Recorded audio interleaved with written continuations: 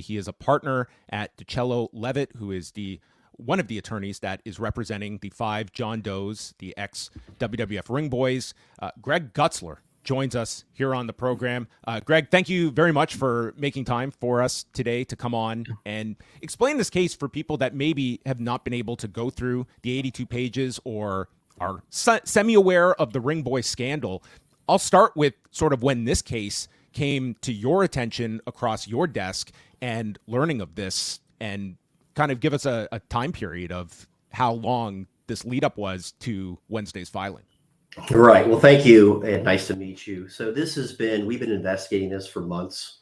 We were approached by several Ring Boys who I think felt empowered by a shift in the culture of our country, as well as, most importantly, the recent revelations regarding Vince and the culture of corruption at the WWE. We detail this in our complaint, where we talk about the myriad allegations against Vince, the hush payments that were made, how that was investigated with respect to TKO and WWE and what was going on at the company. So we've been investigating it for months. And if you look at sexual abuse, what you see is that most sexual abuse goes unreported entirely. And then if you look at the small percentage of sexual abuse that is reported, you often have years and years of what they call delayed disclosure. And that's because of the cultural barriers, the fear and the shame, and the intimidation of companies like WWE. And so why is it coming up now? It's coming up now because they finally felt as though it was a safe place where they could come forward, because Vince is at least ostensibly no longer in power. And they think that with the new ownership, perhaps there will be, with the regime change, hopefully a new philosophy of recognizing what went wrong in the past, acknowledging it, and making it right. And thanks for joining us, Greg. I wanted to point out too that some people might point out that, well, look, these abuses are alleged to have happened in the 80s. It's now 2024. Is there a statute of limitations that would null a lawsuit like this? But I understand. Let me know if I'm getting this right. The Child Victims Act of 2023 in Maryland basically removes the statute of limitations when it comes to sex abuse, even in the case of negligence, which is what's being alleged against the defendants here. Am I right about that? That is correct. And we are in Maryland, where each of our John Does was in fact abused on multiple occasions. And that is correct. And what the Maryland legislature did is they recognized the science and the psychology that goes into trauma victims having delayed disclosure. So that's why the Maryland CVA, the Child Victims Act, is how it is. There it is. And it does recognize what these young men and young women will go through. In our case, we have 5 John Doe Ring Boys, and we're already being contacted by more people. I find it interesting that, you do have the 5 John Does. Was this a progression? Was this a group effort in terms of them coming forward together? Because I think you look at cases like this, there is a certain strength in numbers. And for these 5, I'm kind of just curious of like their ability to come forward these years later, if they were somewhat in concert with one another about seeing this common cause and now being the time. Yeah. So first of all, it's a great question. They were not in concert with one another. We've been doing our investigation, so they are separate. They are not in concert whatsoever. We brought them in one case because, yes, there's strength in numbers in terms of being able to withstand what will be the inevitable besmirchment of their reputation, just attacking them in every way, using the machinery. And it's happened in the past how the WWE has treated survivors of any type of abuse, not just sexual, but it could be employment issues. There's been a lot of cases here. So they were cognizant of the issues, especially with the recent developments in which people have come forward.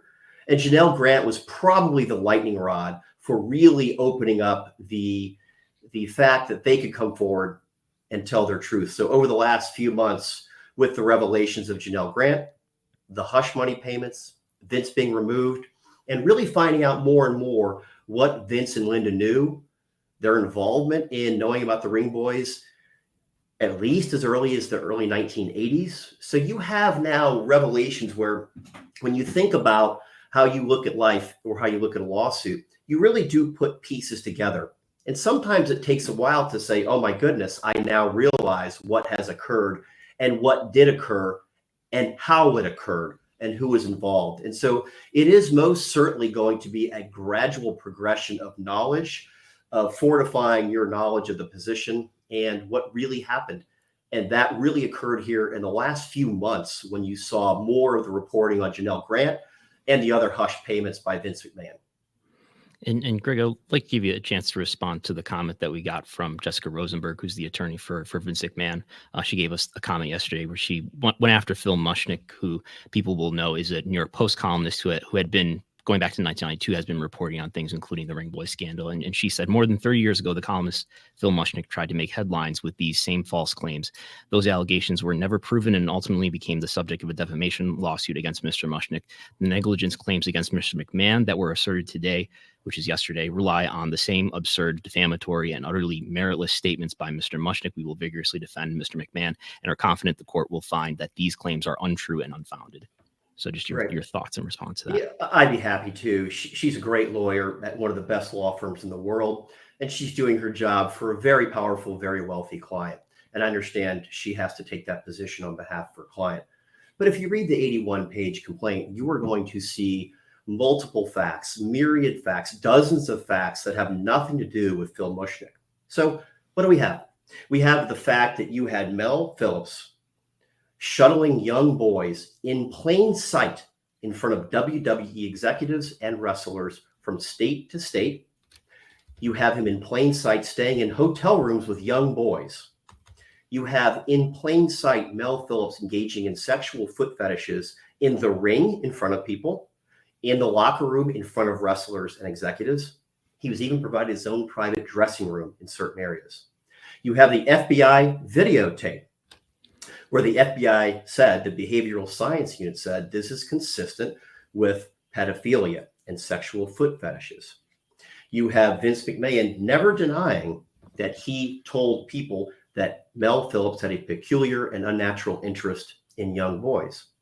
You have the fact that Vince and Linda McMahon fired Mel Phillips in 1988 for engaging in the improper activities with young boys and hired him back with the caveat of steer clear of the kids, the clear acknowledgement that they knew that Mel Phillips engaged in improper activities with young boys. It was there in plain sight. And anybody who has a child or anybody with a moral compass would recognize when you put all of these facts together, you've got a major problem. And this person should not be hanging around young boys, certainly with the aura and the power of being affiliated with the WWE in a public-facing role as the ring announcer. So when you look at all of these things, this has very little to do or nothing to do with Phil Mushnick. And I should note that the defamation lawsuit, Truth is a Defense, and Phil Mushnick and the New York Post paid $0 to the WWE. They walked away from that case because what they knew is that Mushnick told the truth, and there was ample other evidence outside of what Mushnick reported that showed this is absolutely true. And the WWE and Vince and Linda McMahon knew it. And you also have the testimony of at least a dozen wrestlers and executives that talked about seeing it in plain sight and telling Vince McMahon. And he said, I'll take care of it.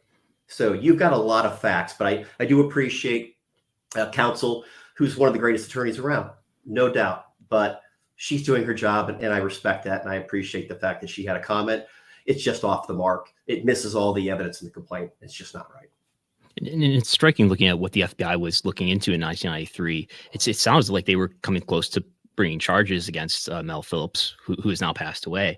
Did the FBI drop the ball here and not bringing him to trial for sex abuse? That's a really good. Yeah, that's a really good question. I don't know. My understanding, and I don't know if this is right. My understanding is that they decided to forego the sexual abuse charges against Mel and try to flip him to go after Vince and the WWE on the steroid charges. So I think that they made a decision. I don't have definitive evidence of that, but I have heard that. And it does make a bit of sense. There's also the possibility that some of the victims were too afraid to come forward. And that harkens back to the point about the statute of limitations and the Maryland Child Victims Act. It goes to the issue of it's really hard to disclose sexual abuse, especially as a young boy, against a very, very powerful corporation, powerful people who have a ruthless grip on power. And you could see how they ran the company. Very sharp elbows. Greg, given your own history, one of the aspects to a case like this is being able to take what is a very dark story, and sometimes you can get really deep into details, and how you can illustrate this to a public to fully understand what is the core of this story. And sometimes it is a name and a face being attached to this. I think that was part of the reason the Janelle Grant case had such resonance with people, was just this was not just a idea. This was a woman that has been victimized. In the case of this one, going through these 82 pages, it's supported by photos, which I found to be very powerful. Like sometimes, 82 pages, it's a lot for people to digest. There's some horrific language, but sometimes just first of all, the decision to include the photos, I think it sort of brings it to just your average reader that this is real life and these are real people. And sometimes it's very powerful just to have these images attached to a case. Absolutely. I think that the public at large sometimes likes to ignore sexual abuse because, quite frankly, it's really painful. It's painful to think that you could have a child or a parent or a sibling that may have been subjected to these types of things. And you see the photos there. These are children. They were impressionable, vulnerable children who saw the WWF back in the day as their dream playing out in reality. Heel versus babyface, babyface versus heel, good versus bad, America versus other countries. And they really did the morality arc, and they really knew how to play that story arc. And so you look at the pictures and it brings it home. These are real people. And it's easy in a vacuum, if you just see a name John Doe, to assign some motive to that person and say, well, they're doing it for this reason or that reason. The reason we're here is they want the truth to be told. They want to be a beacon of hope for people in the future and to stand up for other people who have been hurt. And that's the truth. And when you get to know these people, you will say, these are people whose lives were ruined. We need to take this seriously. And we hope the WWE will also. Yeah. And as we know, Vince is being investigated by the federal government, according to a report in February regarding sex trafficking and sexual assault allegations. We've, figured that that's probably related to allegations that various women have made against him personally of sexual assault and sex trafficking. But is there a possibility, and I think about this in the context of Janelle Grant making her petition to Dr. Kolker and the mention of RICO charges here. I wonder if is it possible that RICO could be a part of what even the federal government is looking at concerning criminal charges? I don't know if that would bring you to speculate, but just your thoughts on that. Well, I would be speculating based on this particular fact pattern, but generally speaking, when you have two or more acts like this, predicate acts, you may have wire fraud, money laundering, things of that nature, other crimes. The government often brings RICO charges, and that's what is very, very prevalent in these cases. I certainly don't know exactly what the federal government is investigating. We could speculate, but I don't know. But you will often see RICO charges as a part of this type of enterprise where there are multiple acts, illegal acts. Has there been any? It's only a day removed from the suit being filed. Has there been any outreach from TKO or WWE at this point yet? Has there been any type of response? Right. So I can't answer that more than just saying that you read a statement, Brandon, and that's been in the public. That's what I can say. And that's just from the McMahon side. We've reached out to W and TKO. We've not gotten a response as of yet. Understood. So that's how I can answer that question. Again, knowing that this is just the day removed, have you had a chance to speak to any of the John Does and just where they are at after this suit has been filed? Like, obviously, this is a long road to be able to come forth with these allegations and being able to see this suit see the light of day, and sort of, I imagine, both maybe a relief, but also very re-traumatizing to endure what is decades old incidents that occurred to each of the five. Well, you asked the question exactly correctly. I won't talk about communications I've had with them that may be of a legally privileged nature, but I can tell you that this has been a really painful journey. And in some ways, stepping forward and having their truth be heard was empowering. It was also incredibly re-traumatizing, incredibly painful, and it really does bring to the forefront the things that happened to them and how it's affected their lives. So it's really a complex issue when you have sexual abuse survivors. And whether it happened yesterday or 50 years ago, there are very deep wounds and scars that never heal. And they're going through that right now. So I did check in with each of them. And my heart really goes out to them. They're really good people who've been really hurt. And I'm hoping to represent them the best that I can. We'll let you go in just a second, Greg. You've been very generous with your time. What are we looking at in terms of like the next steps that we should be watching for after the complaint is filed? Can you give us any type of a roadmap to the best of your estimation? Yeah, that's such a great question. And you're going to hear the "it depends." And I'm sorry, but that's the way it goes. You could see a variety of different things that happen. I actually couldn't give you a roadmap. I could give you about 17 different permutations, which I think will be very boring and very legalese. So there are many permutations, many different paths. We don't know what's going to happen. So I really can't answer your question any better than it depends on a lot of different things. But I can tell you that we have had other victims come forward, other witnesses come forward. And what you see in these cases is you will see the floodgates open where people who have knowledge, who have been sitting back, who are also afraid, even if they're not victims, they're going to come forward with their truth, with their pictures, their documents, their emails. And that's how these things come together, because the truth comes out and people want to get on the side of doing the right thing for the most part. And just one final question is, as people are coming forward, like we've certainly seen this in the case of Vince McMahon, like this history of non-disclosure agreements, is that an area you're actively navigating that this would extend to potential victims as well in the Ring Boy scandal? So we're not aware of any NDAs with Ring Boys. And in fact, because they were underage, they could not have in fact entered into an enforceable contract, nor were they asked to, because they were shuttled around so much by Mel Phillips. But so no, we don't see NDAs with respect to our plaintiffs being an issue, but there certainly could be fact witnesses, executives that have knowledge as to what was going on, who will try to hide behind an NDA to not tell the truth. All right. Well, Greg, we will park it there. I really appreciate you joining us. I hope we can continue this dialogue at a later date. And, you know, we appreciate you coming on to kind of break down this case. It's extremely important, and I think a lot of people will appreciate your insight into the entire lead up to this and where this goes next. Thank you. I appreciate you looking into it and having me on today. So thank you. Thank you, Greg.